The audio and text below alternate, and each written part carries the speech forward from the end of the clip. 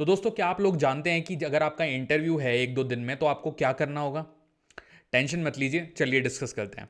तो जो आज का टॉपिक हमारा होने वाला है वो यही होने वाला है कि इंटरव्यू अगर आपका शेड्यूल हो चुका है तो 1 या 2 दिन आपका बचा है, या आपको कई बार एचआर 1-2 दिन पहले कॉल करती है कि आपका नेक्स्ट राउंड शेड्यूल हो गया है, तो आपको बेसिकली किस तरह से प्रिपेयर करना है। तो मैंने वो पूरी प्रिपरेशन को बेसिकली 8 स्टेप में प्रिसाइज किया है, ओके। और ये 8 स्टेप मैंने आपके सामने नोट डाउन भी करे हैं, तो एक एक करके मैं इन पे लाइट्स डालूंगा, प्रॉपरली आप लोगों को समझाऊंगा कि इसका मतलब क्या है और मैंने क्यों यही 8 स्टेप चूज किए हैं मेरे 12 साल के एक्सपीरियंस के थ्रू। मुझे 12 साल ऑलरेडी हो चुके हैं, 4 से 5 कंपनियों में, एमएनसीज में मैं जो ऑलरेडी जॉब कर चुका हूं, एंड उसके अलावा मैंने बहुत सारे इंटरव्यूज दिए हैं। जो मेरे पास ऑफर आए थे मैंने एक्सेप्ट नहीं किए, बहुत जगह पे मैं भी रिजेक्ट हुआ हूं।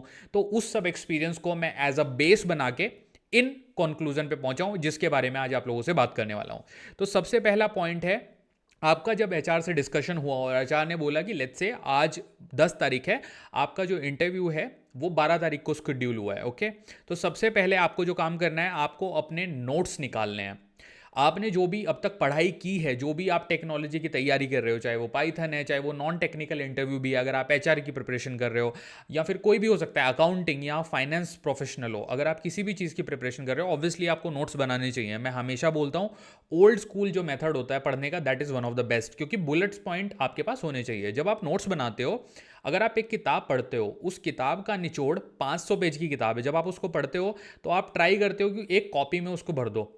कॉपी में पन्ने होते हैं 20 से 30, 500 पेज से आप 20-30 पेज पे आते हो। आपको क्या करना है, उन 20 से 30 पेजेस को 1 से 2 पेज में कन्वर्ट करना है अपने इंटरव्यू से पहले। बहुत पहले आपको उस लेवल पे पहुंच जाना है ताकि आपका कॉन्फिडेंस नेक्स्ट लेवल पे हो। अब आपको 1-2 दिन पहले क्या करना है, वो जो आपने नोट्स बनाए थे 1-2 पेजेस वाले, जिसमें पूरी समरी है, आपको उनका रिवीजन करना है। और रिवीजन किस तरह से करना है, आपको उनका रट्टा नहीं मारना, आपको लाइंस समझनी है। प्लेन इंग्लिश में हो सकता है आपने लिखा हो, या कोडिंग का इंटरव्यू है तो कोड्स लिखे हो। आपको पता होना चाहिए बेसिकली कि इसका सेंस क्या बन रहा है, तो बेसिकली आपको सेंस बनाना है, ठीक है। तो पहला पॉइंट जो है रिव्यू नोट्स, वो this is a very precise pointer, okay. आपको अपने लिखे हुए नोट्स या अपने टीचर के दिए हुए नोट्स प्रॉपरली पढ़ने हैं और मेमोराइज करना है। सिंगल लाइन में ट्राई करो, सिंगल लाइन में आप उसको बुलेट पॉइंट की तरह याद रखो, ना कि पैराग्राफ की तरह। तो ये पहला पॉइंट हुआ। नाउ सेकेंड, आपको प्रिपेयर करने हैं क्वेश्चंस, ओके। अगर आपको इंटरव्यू के लिए जाना है तो आपको पहले से पता है कुछ कुछ जो क्वेश्चंस होते हैं वो डेफिनेटली पूछे जाते हैं, ओके। नाउ आपको इंट्रोड्यूस करने को बोला जाएगा, आपके पास्ट एक्सपीरियंस के बारे में पूछा जाएगा, तो वो सारा आपके माइंड में पहले से प्री सेट टेम्पलेट होना चाहिए। ऐसा नहीं होना चाहिए कि आप अपना बेसिकली इंट्रोडक्शन ही प्रिपेयर करके नहीं गए, आप अपनी पुरानी जॉब में क्या काम करते हैं आप वही प्रिपेयर करके नहीं गए, तो वो बहुत ही अनअटेंडेड आपका इंटरव्यू जाएगा और आप इधर उधर की बातें ज़्यादा करोगे, आप कॉमन फैक्टर्स के बारे में कम बात करोगे। तो सेकेंड पॉइंट है prepare your questions. Now third point पे बात करते हैं, प्रैक्टिस कॉमन क्वेश्चंस। ये मैं लिख रहा हूं जो आपके टेक्निकल क्वेश्चन है उनके पर्सपेक्टिव से। आप जब भी किसी कंपनी में जाते हो, अनटिल और अनलेस कि वो बिल्कुल स्टार्टअप नहीं है, हर कंपनी के जो कुछ क्वेश्चंस होते हैं वो लोग इंटरनेट पे डाल के रखते हैं। कैसे, जिन लोगों ने लेट्स से इंटरव्यू दिया है, ग्लास डोर पे वो अपना एक्सपीरियंस लिखते हैं कि मैं इस कंपनी में पाइथन के इंटरव्यू के लिए गया, मुझसे ये क्वेश्चन पूछा गया, इस कंपनी में मैं एचआर के इंटरव्यू के लिए गया, मुझसे ये क्वेश्चन पूछा गया। तो ट्राई करो, ग्लास डोर, एम्बिशन बॉक्स, ये जो सारी वेबसाइट होती हैं इनको प्रॉपरली स्कैन कर लो, एक पूरा डेटा बनाओ अपने पास कि इस कंपनी में इस पोजीशन जिसके लिए मैं अप्लाई कर रहा हूँ क्या क्या कॉमन क्वेश्चन पूछे जाते हैं। तो आपको 3-4 क्वेश्चन भी आपको अगर हाथ लगे तो that is brownie points, okay guys.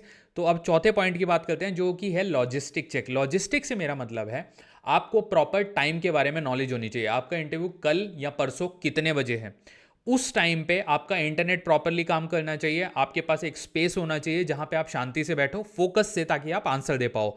आपको ये सब चीज़ें पहले से प्लान कर लेनी चाहिए कि अगर मेरा मंडे को इंटरव्यू है तो आपको संडे को पता होना चाहिए कि कल मैं दोपहर के 2 बजे कहाँ पे बैठूंगा और मेरा इंटरनेट प्रॉपरली चल रहा होगा और मेरे पास वाटर बॉटल भी होगी, मेरे पास पेन एंड पेपर भी होगा, सब कुछ होगा, ताकि मुझे इंटरव्यू के बीच में इस तरह की प्रॉब्लम्स फेस ना करनी पड़े कि आई एम फीलिंग थ्रस्टी, मुझे प्यास लग रही है, या फिर मेरा पेन नहीं मिल रहा है, या मेरी कॉपी नहीं मिल रही है। तो प्रॉपरली अपने लॉजिस्टिक को चेक कर लेना चाहिए इंटरव्यू से एक दिन पहले।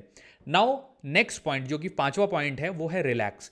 रिलैक्स से मेरा मतलब क्या है, जब आपका नोट्स का एक बार रिविजन हो जाए, दूसरी बार आप रिवाइज करोगे, अब तीसरी बार रिवाइज कर लोगे, डिपेंडिंग ऑन योर चॉइस।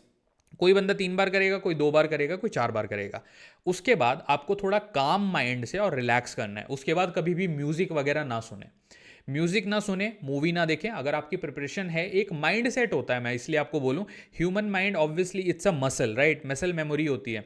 अगर आपको अपनी मसल मेमोरी बहुत अच्छी रखनी है और आपको 2 दिन बाद इंटरव्यू है, तो उन 2 दिनों में कोई भी डिस्ट्रैक्टिंग चीज़ें बेसिकली ना करें। लाइक बहुत मूवीज़ देख रहे हैं, वेब सीरीज़ देख रहे हैं, यूट्यूब चला रहे हैं, या बहुत ज़्यादा कुछ भी काम कर रहे हैं, ओके, जिससे कि आप डिस्ट्रैक्ट हो। आपको फोकस रखना चाहिए, रिलैक्स रहो, थोड़ा मेडिटेशन करो, उस तरह की चीज़ें आप कर सकते हो डेफिनेटली। उससे आपके माइंड को थोड़ा ठंडक मिलेगी और आप थोड़ा काम रहोगे, तो आपका फोकस बरकरार रहेगा। तो दैट इज़ वन पॉइंट।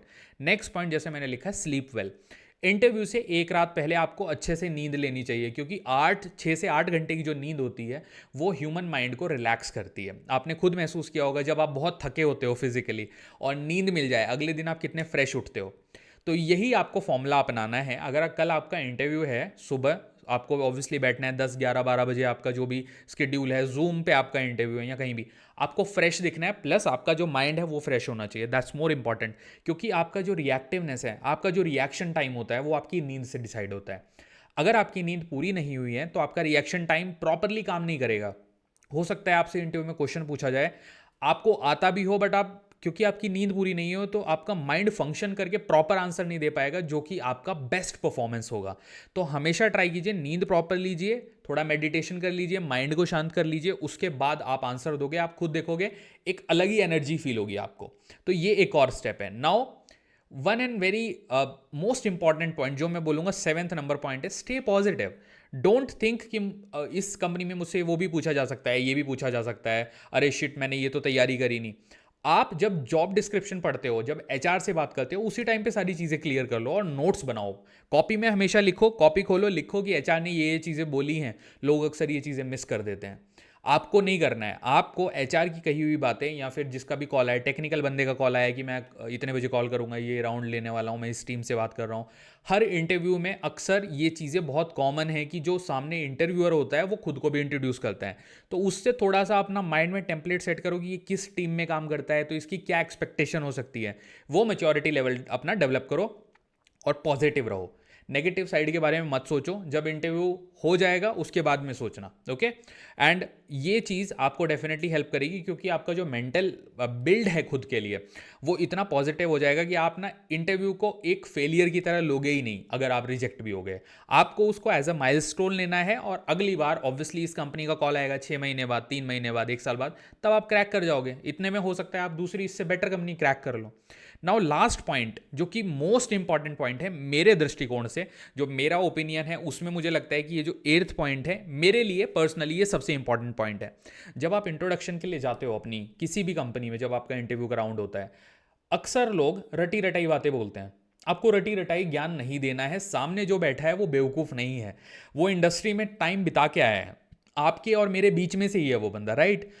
हम कल को इंटरव्यूज़ लेते हैं, राइट? आप भी कल को सीनियर हो जाओगे तो इंटरव्यूज़ लोगे, तो आपको पता रहेगा कि कौन फेक कर रहा है, कौन सच बोल रहा है। तो रटी रटाई लाइनें सिर्फ तब बोलो जब आप प्रॉपरली चीज़ों को जस्टिफाई कर सको। मैंने लोगों को अक्सर टॉल प्रोमिस करते देखा है। लोग बहुत ही टॉल प्रॉमिस करते हैं रिज्यूम में कि मैंने ये भी किया है, वो टेक्नोलॉजी भी की है, ये भी की है, XYZ चीज़ें मैंने की हुई हैं। लेकिन जब एक्चुअली में उनसे क्वेश्चन पूछे जाते हैं ना, तो वो लोग एकदम ब्लैबर करने लगते हैं। वो समझ में आ जाता है। एंड ब्लैबर करना, हकलाना, या फिर थोड़ा इधर उधर देखना, आपको समझ में आ जाता है कि इसने ये काम नहीं किया है, बीइंग अ इंटरव्यूअर। तो कभी भी इंटरव्यूअर को बेवकूफ़ मत समझो। जब आपसे बोला जाए introduce yourself, tell your narrative, set a narrative, don't read your resume. उनके पास रिज्यूम है, वो खुद पढ़ लेंगे। आपको अपना नैरेटिव बिल्ड करना है। हमेशा अपना इंट्रोडक्शन इस तरह से प्लान करो कि आप उनको बताओ कि मैं ये काम करता हूँ। अब ऑब्वियसली एक मैं आपको स्ट्रक्चर भी बता देता हूँ। आपको अपना नाम बताना है, आपको अपनी एजुकेशन के बारे में बताना है, लेटेस्ट आपकी जो एजुकेशन हो, बहुत सीनियर सेकेंडरी उन सब में जाने की ज़रूरत नहीं है। लेटेस्ट एजुकेशन, उसमें आपका मेजर सब्जेक्ट क्या था, they will be happy to know that. Then आपको अपने रीसेंट काम के बारे में बात करनी है। आप करंट कंपनी जहाँ पे आप करंटली जॉब कर रहे हो, वहाँ आपका क्या काम है, आपके काम की फ्रीक्वेंसी क्या है, आप कोई मंथली रिपोर्ट्स रन करते हो या डेली काम करते हो, डेली कोडिंग करते हो, या कोई क्वार्टरली कि 3 महीने में एक बार आपका कोड रन होता है और बाकी के टाइम आप कोड प्रिपेयर करते हो। तो वो चीज़ स्पेसिफाई करो। अपने रोल को स्पेसिफाई करो कि मुझे मेरा टीम लीड काम असाइन करता है, मेरे टीम लीड को यूएस से काम आता है। तो ये आपके क्लैरिटी ऑफ थॉट दिखाता है सामने वाले को। अगर आप इस स्ट्रक्चर को फॉलो करोगे तो हो सकता है सामने वाला आपके काम पे तुरंत बिलीव कर ले, और हो सकता है आपके रिज्यूम को खोले भी ना, वो आपकी बात करने से इतना इंप्रेस हो जाए क्योंकि उसको फ्लो दिखाई देगा। जो लोगों ने असलियत में किसी चीज़ पे काम किया होता है ना, उनके पास पूरा एल्गोरिदम रेडी होता है। एल्गोरिदम से मेरा मतलब है उनके पास एक फ्लो चार्ट होता है माइंड में कि ये काम कैसे कैसे होता है। और जो बंदे फेक करते हैं वो फैंसी इंग्लिश के वर्ड ज़्यादा यूज़ करते हैं, क्योंकि फैंसी इंग्लिश से वो सोचते हैं कि वो इंटरव्यूअर को कहीं ना कहीं भटका रहे हैं, जबकि ऐसा नहीं होता। अगर इंटरव्यूअर का फोकस आपकी टेक्नोलॉजी पे है ना, आप कितनी बड़े बड़े वर्ड फेंक लो कि I have done this, I have done that, वो घूम फिरा के आपको वहीं पे लेके आएगा बेसिक्स पे। So build your basics. Don't tell about yourself, tell them what they want to buy. इस चीज को बहुत ही बारीकी से आप लोग समझना कि उनको क्या चाहिए, आप वो सेल करो, ना कि आप वो सेल करो जो आपके पास ऑलरेडी प्रेजेंट है। Be smart, okay, try to be smart, they also want smart people, and if you will be smart तो आपको कोई नहीं रोकने वाला इंटरव्यू में। ओके तो गाइज ये थे कुछ इंपॉर्टेंट टॉपिक इंटरव्यू प्रिपरेशन के लिए जो मैंने एक लिस्ट डाउन किए थे, एंड मैंने आप लोगों को डिटेल में भी बता दिया है मेरा पर्सपेक्टिव इनके बारे में। अगर आपका फिर भी कोई सवाल है मुझसे तो डेफिनेटली आप कमेंट सेक्शन में बताइएगा, और I will definitely reply to that. So thank you so much guys.